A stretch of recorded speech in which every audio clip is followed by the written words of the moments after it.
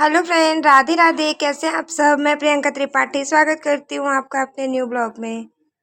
तो फ्रेंड्स, यहाँ पे घर के सारे काम ख़त्म करके मैं आ गई थी अपने कमरे में।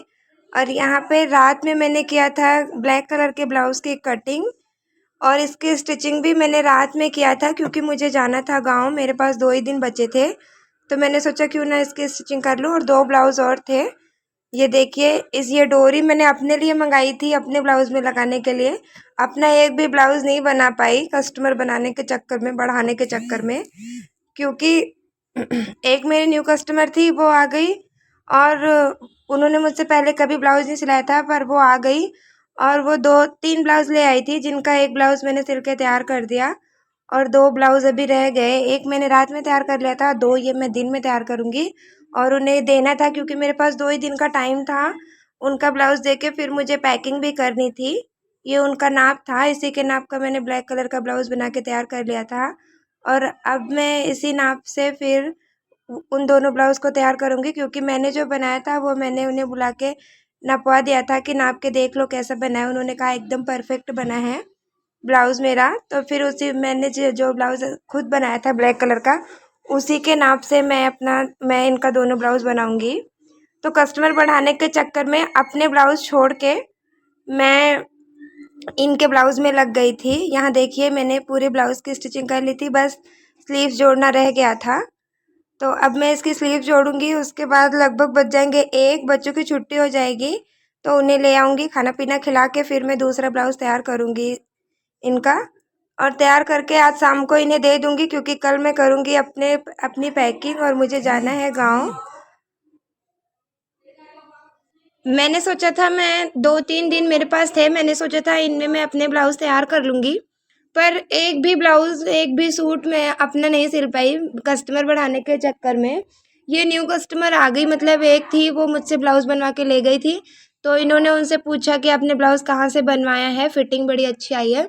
उन्होंने बता दिया, बस ये भी आ गई 3 ब्लाउज़ लेके, और इन्हें पता नहीं था कि मैं गाँव जाने वाली हूँ। मैंने बताया भी कि मुझे गाँव जाना है, इन्होंने कहा कोई ना, मेरा 1-2 ही बना दो। और फिर पैसों के लालच में आके मैंने भी ले लिया तीनों ब्लाउज़, मैंने कहा लाओ बना दूँ। अस्तर-वस्तर ये लेके आई थी अपने ब्लाउज़ का, अस्तर, लेस सब कुछ। तो मैंने सोचा लाओ बना के दे दूँगी। फिर इनके 3 ब्लाउज़ तैयार करने के चक्कर में ना मेरे एक ब्लाउज़ तैयार हुए, ना सूट तैयार हुआ। बस वही जो मेरे पास पहले की साड़ियाँ थी, वही लेके मैं आ गई गाँव, उसी की पैकिंग मैंने करी। और पैकिंग करते टाइम इतना दुःख हो रहा था कि कपड़े मँगा तो लिए पर इनकी स्टिचिंग ना हो पाई। ऐसे ही इन्हें लेके जाना पड़ेगा। और फिर गाँव में जाके भी क्या पहनना, यही सब सोच रही थी और बड़ा अजीब सा लग रहा था। पर एक बात की तसल्ली थी कि चलो एक न्यू कस्टमर बन गए। और अब ये जो मुझसे ब्लाउज़ सिलवा के गई, इन्होंने कहा कि मैं 2-3 कस्टमर और ले आऊँगी आपके लिए, आप गाँव से आ जाओ उसके बाद। और मेरे भी सूट तैयार कर देना आप, मुझे भी गाँव जाना है नवंबर में। तो 3-4 सूट मेरे तैयार कर देना और 2-4 ब्लाउज़। तो अपने ब्लाउज़ ना बनने का दुःख तो हुआ, पर खुशी इस बात की हुई कि चलो एक कस्टमर बने, इनसे 2-4 कस्टमर और बनेंगे और इससे फ़ायदा होगा मेरा। तो बस लालच में आके मैंने इनका ब्लाउज़ बना दिया और इनसे फ़ायदा तो हुआ मुझे, क्योंकि 2-3 कस्टमर इनके घर से और आएँगे। और ये भी मुझसे ब्लाउज़ सूट, अब ये भी मेरे पास ही मेरी ही कस्टमर बन गई, क्योंकि इनको अपनी बातों से मैंने आकर्षित कर लिया। मेरा काम तो ख़ैर परफ़ेक्ट था ही, और बातों से भी ये मेरी हो गई और अब ये मेरे पास ही आएँगी, कहीं और नहीं जाएँगी। तो अगर हमें कस्टमर बढ़ाना है तो हमें ये नहीं देखना होता कि सामने वाला, मतलब हमारे पास काम है, हमें ये देखना होता है कि सामने वाला हमारे पास आया है, पहली बार आया, चलो हमारे पुराने कस्टमर हो तब तो हम उनसे डील कर सकते हैं कि भई हम गाँव से आके बना देंगे ये वो, या अभी हमारे पास काम है, आप दे दो, हम 1-2 दिन में बना देंगे। अगर न्यू कस्टमर है तो हम उनसे कोई डील नहीं कर सकते, बस उनकी बात मान लें और उनका काम करके दे दें। ये मान लो कि वो कस्टमर, फिर आपके, वो इतनी खुश थी मेरी कस्टमर, कह रही थी कि आपको गाँव जाना है, फिर भी आपने मेरे ब्लाउज़ तैयार कर दिए, कसम से कोई तैयार करके नहीं देता। तो बस ऐसे ही मैंने अपना गाँव जाते-जाते भी एक चीज़ का फ़ायदा किया कि अपने लिए एक न्यू कस्टमर बना लिए। इनका साइज़ भी बहुत हैवी था, मतलब ब्लाउज़ बनाने में थोड़ी-सी दिक्कत हुई, पर ठीक है मैंने बना के दे दिया और इनकी फिटिंग एकदम परफ़ेक्ट आई। ये काफ़ी खुश थी मेरे काम से। और इनके 3 ब्लाउज़ बनाने के बाद मुझे 2-3 कस्टमर और मिले, और इनके ये तो मिली ही एक कस्टमर, 2-3 कस्टमर ये और लाएँगी। तो मैंने अपने कस्टमर ऐसे ही बढ़ाए हैं, मैंने एक का काम करके दिया है तो उनसे ही तरीके से प्यार से बोला है कि भाई अगर आपके आसपास कोई हो जो मतलब मुझसे ब्लाउज़ सिलवाना चाहता हो, मतलब जो ब्लाउज़ कपड़े सिलवाना चाहता हो और उन्हें आप बता देंगी तो थोड़ा-सा मेरे लिए अच्छा हो जाएगा।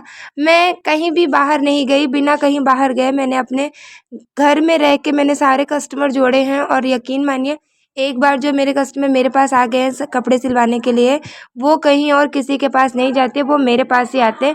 बेशक उनके पास 1 दिन का टाइम हो, वो वही टाइम लेके आएँगे कि मेरे कपड़े 1 दिन में बना के दे दो और मैं पूरी कोशिश करती हूँ कि मेरा 1-2 काम रह जाए पर मैं उनके काम करके दे दूँ, बिना पैसों का लालच किए हुए, क्योंकि मुझे ये होता है ना कि अगर हम उनका काम करके दे देंगे तो वो कहीं और नहीं जाएँगे। अगर हमारे कस्टमर एक बार कहीं और चले गए, तो अगर एक बार उन्होंने कहीं और कपड़े सिलवा लिए अपने, तो यकीन मानो कि कमी गुंजाइश रहती है कि वो फिर दोबारा हमारे पास आए।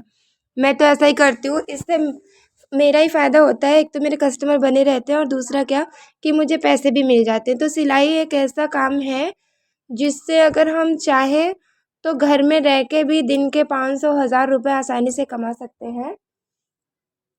ये मुझे तब पता चला जब मैंने सिलाई सीखी, नहीं तो पहले मैं भी सिलाई के काम को ऐसा ही समझती थी कि दिन में 100-200 रुपए, पूरे दिन सिलाई करो मिलता क्या है दिन में 100 रुपए, लेकिन ऐसा नहीं है। जब हम सिलाई करते हैं हमारे ऊपर डिपेंड है कि हम कितनी मेहनत कर सकते हैं और अपनी मेहनत और लगन से अगर हम करना चाहें, हमारे अंदर करने का जज़्बा हो, हम दिन में 1000, 1500, 700, 800 रुपए आसानी से कमा सकते हैं। मतलब मैं बहुत ज़्यादा सिलाई नहीं करती, मतलब थोड़ा बहुत सिलाई करके दिन के 500 रुपए तो लगभग मैं कमा ही लेती हूँ। तो मेरे जैसी जो हाउसवाइफ़ हैं बहनें, अगर वो चाहती हैं कि कुछ करना चाहती हैं, तो वो सिलाई सीखें, पार्लर सीखें, मेहंदी लगाना सीखें, कुछ भी अपना थोड़े बहुत मेहनत से कुछ भी सीख के और घर में रह के पैसे कमाएँ। मेरी वीडियो बनाने का बस एक ही उद्देश्य है कि जो औरतें ऐसी होती हैं जो कहती हैं कि हम घर से बाहर नहीं जा पाते, हमें घर में ही कुछ काम मिल जाए, तो मैं उनसे कहूँगी कि काम कोई आपको देने नहीं आएगा। आप अपने अंदर हुनर तलाशिए, आपको कौन-सा काम अच्छा लग रहा है, क्या आप करना चाहती हैं, किस काम में आपका इंटरेस्ट है।